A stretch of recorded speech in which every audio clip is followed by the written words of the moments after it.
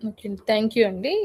ముందుగా అంటే first of all అందరిని కలిసే అవకాశం లేకపోయినా, ఒక స్క్రీన్ పైన అయినప్పటికీ నాకు అందరితో అంటే కొత్త పరిచయాలందరిది జరగడం జరిగింది. అండ్ అందరూ గూడా నాకు విష్ చేసినందుకు ఫస్ట్ ఆఫ్ ఆల్ అందరికి కూడా thank you very much.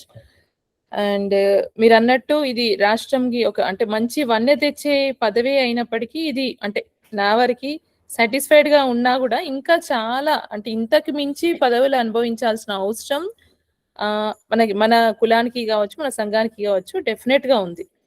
Mostly అంటే పాపులేషన్‌లో మన కాస్ట్ ఎక్కువున్నప్పటికీ, ఇందాక సుభాష్ గారు చెప్పినట్టు చిన్న ఏజ్‌లో చైల్డ్ మ్యారేజ్ చేయడం ఒకటి. అంటే అమ్మాయిల వరకి పొలిటికల్‌గా ఉండడం గూడా తక్కువే. ఇటు రాజకీయమే గాదు.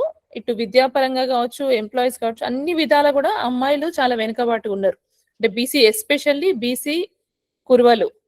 కాబట్టి మనకిప్పుడు చాలా మంది ఔట్ ఆఫ్ స్టేట్స్ పోయి మంచి మంచి సెటిల్ అయిన వాళ్ళు గూడా మన కులంలో ఉన్నారు గాబట్టి, వాళ్ళందరిని ఒక రిక్వెస్ట్ జేస్తున్నా నేను.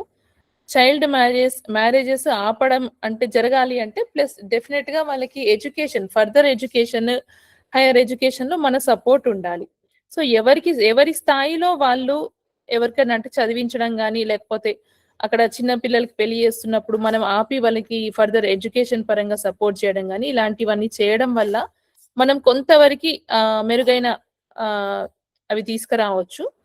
అండ్ మీరన్నట్టు చైల్డ్ మ్యారేజ్ అండ్ అంటే ఉమెన్ ఎడ్యుకేషన్ అనేది స్పెషల్లీ కుర్వాలలో చదువుకున్న వాళ్ళు చాలా తక్కువ మంది ఉంటారు. దట్ టూ లేడీస్ అంటే గర్ల్ ఎడ్యుకేషన్ చాలా తక్కువుంది. సో, మనం 100% మనం డెవలప్ అవ్వాలి అంటే ఇటు పొలిటికల్‌తో పాటు ఎడ్యుకేషన్ గూడా మనం డెవలప్ చేసుకోవాల్సిన అవసరం ఉంటది. చదువుకున్న వాళ్ళున్నారు, మేధావులున్నారు. అంటే మా ఐపీఎస్‌లో గూడా ఉన్నారండి. ఒకరో ఇద్దరో మన వాళ్ళు ఐపీఎస్‌లో గూడా ఉన్నారు. సో, డెఫినెట్‌గా రాబోయే కాలంలో ఇంకా మెరుగైన సేవలు అందించాలి మన కులం తరఫున అంటే మన విద్యా పరంగా బలపరుచుకోవాల్సిన అవసరం డెఫినెట్‌గా ఉంది. అండ్ దాంతో పాటు ఇప్పుడు గొర్ల కాపర్లకి సంబంధించిన ఇన్సూరెన్స్ అన్నారు. ఇన్సూరెన్స్‌తో పాటు వివిధ అంటే పొలాలు వాళ్ళకి అలాట్ చేసిన ల్యాండ్స్ చాలా డిస్ట్రిక్ట్స్‌లో కొంతమంది కబ్జాలు చేసినప్పటికీ ఇంకా గూడా కొంత ల్యాండ్స్ ఉన్నాయి. అవన్నీ గూడా నేను కంప్లీట్‌గా ఇన్ఫర్మేషన్ ఇవ్వమని దాన్ని ఆల్రెడీ నేను ఆ పనిలో ఉన్నాను. అది కాకుండా మనం చేయాల్సిందేంటంటే మనకిచ్చిందే గొప్ప అని ఫీల్ అవ్వకుండా ఇంకా గూడా మనకున్న జనాభాకి క్యాబినెట్‌లో మన వాళ్ళుంటే ఇవన్నీ సమస్యల గురించి మాట్లాడుకునే అవకాశం ఉండేది. So, okay. ఈసారి మనం మిస్ అయ్యుండొచ్చు. చట్టసభలో ఉన్న లెక్కల ప్రకారం కనీసం 10 మందన్నా మన వాళ్ళుండాలి.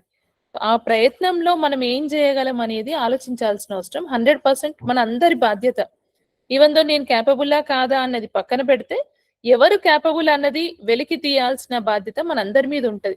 మన సంఘానికి, మన సమాజానికి ఒక చేంజ్ తీసుకురావాలన్నా, ఒక డెవలప్‌మెంట్ కావాలన్నా గూడా ఫస్ట్ ఆఫ్ ఆల్ మనకి సెల్ఫిష్‌నెస్ అనేది పక్కన పెట్టుకోవాలి.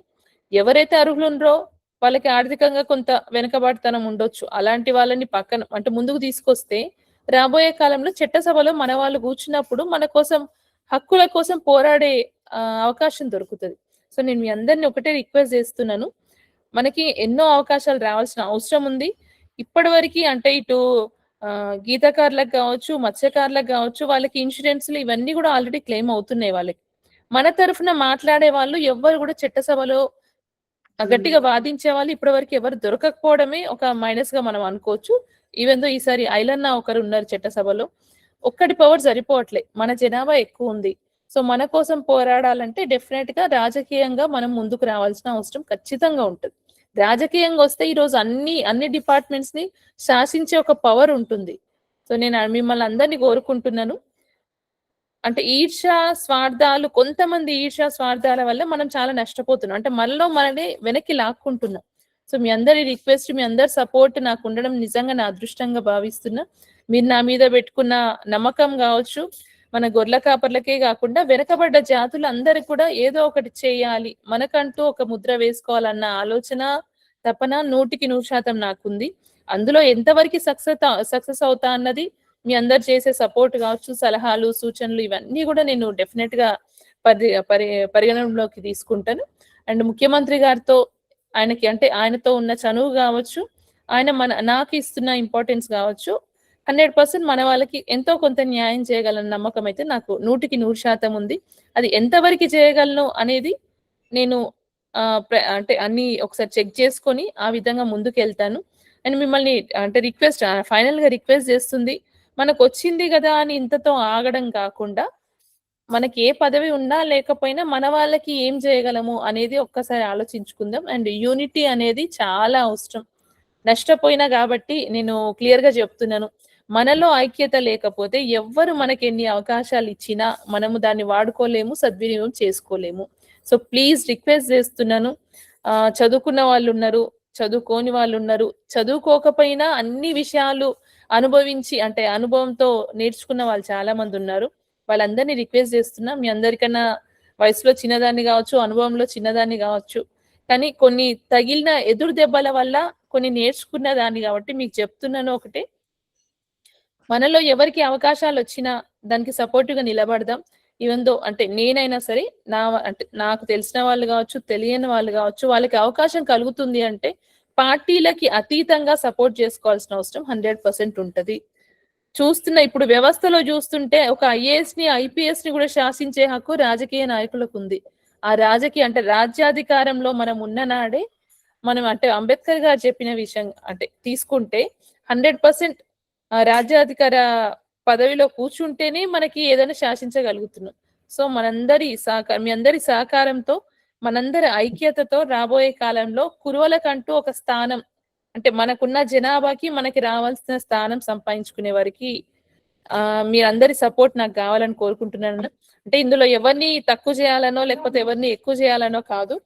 కానీ మీ అందరి సపోర్ట్ ఉంటే ఏదైనా చేయగలము అనే ఒక నమ్మకం. ఇది నేనెవరో డైరెక్ట్‌గా పరిచయం లేకపోయినా నా కోసం ఇంత అంటే సంతోషపడుతున్నా నాకు పదవి రావడం అనేది. సో, మీ అందరి ఆశయాల్ని డెఫినెట్‌గా నేను గూడా ముందుకు తీసుకెళ్లే ప్రయత్నం 100% చేస్తాను. అండ్ మీ అందరూ అంటే ఒక ఆహ్, వేదిక కల్పించి జూమ్ మీటింగ్‌లో అంటే నాకు అవకాశం ఇచ్చినందుకు ముఖ్యంగా సుభాష్ గారికి, గురునాథ్ గారికి, ఇంకా చాలా మంది పాండు, తమ్ముడు చాలా మందున్నారు. మీ అందరికీ గూడా స్పెషల్లీ థాంక్స్ చెప్తున్నాను. ఎందుకంటే ఇది చాలా ఇంపార్టెంట్. మనకంటూ ఒక వేదిక ఏర్పాటు చేసుకోవడం అనేది చాలా ఇంపార్టెంట్. ఆ వేదికలో తెలిసిన విషయాలుండొచ్చు, తెలియని విషయాలుండొచ్చు. అవన్నీ చర్చలకొస్తాయి. సో, అందులో ది బెస్ట్ ఏది అనేది తీసుకునే అవకాశం మనకుంటది. అండ్ ఇదే విధంగా రాబోయే కాలంలో ఎవ్వరు ఎలాంటి వాళ్ళనంటే నేను తక్కువ, ఎక్కువ అనేది ఏముండదు. 100% ఎవరి ఆలోచన వాళ్ళకుంటది. ఎవరి మేధస్సు వాళ్ళకుంటది. సో, మీ అందరి సలహాలు, సూచనలు ఎనీ టైమ్ నేను తీసుకోవడానికి రెడీగున్నాను. అది ఎలా ఇంప్లిమెంట్ చేయాలి? మన జాతికి న్యాయం చేసే విధంగా ఎలా ముందుకెళ్ళాలి? అనే ఒకటే ఒక ఆలోచన ఉంది నాకు కూడా. సో, మీ అందరి ఇదే విధంగా నాకు సలహాలివ్వండి. అండ్ సుభాష్ గారు మీరు అంటే ఈవెన్ దో మీరు ఇక్కడ లేకపోయినా మీరు ఇంకా గూడా మన జాతి కోసం ఆలోచిస్తూ, మీరు అందరిని కోఆర్డినేట్ చేసుకుంటూ అంటే చాలా మంది మీకు సపోర్ట్ చేసింటారు ఈ కార్యక్రమంలో. సో, మీరందరూ కోఆర్డినేషన్ అనేది చాలా అంటే బావుంది. ఇదే విధంగా ముందుకెళ్దాం. అండ్ కొంతమంది కులద్రోహులు లాంటి వాళ్ళు 100% ఇది ఒక మన జాతిలోనే గాదు. అందరిలో ఉంటారు. వాళ్ళనొక్కరినే మనం పట్టుకొని మనం నష్టపోవాల్సిన అవసరం లేదు.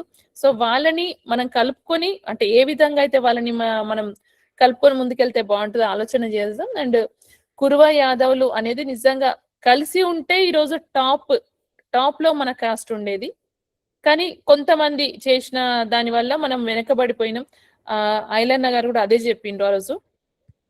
ఐలయ్య సార్ గూడా ఒకటే మాటన్నారు. కురవ యాదవులు కలుపుకొని ముందుకెళ్దాం. మన టాప్‌లో ఉంటాం. సో, మనకు అవకాశాలు ఎక్కువొస్తాయి. కానీ అంతిమంగా మనకి అంటూ అంటే కురువలకి అనేది ఎంత రావాలో షేర్ అనేది మనం అప్పుడు చేసుకోవచ్చు. సో, ఫస్ట్ మనం ఫైట్ కలిసి చేద్దామన్నారు.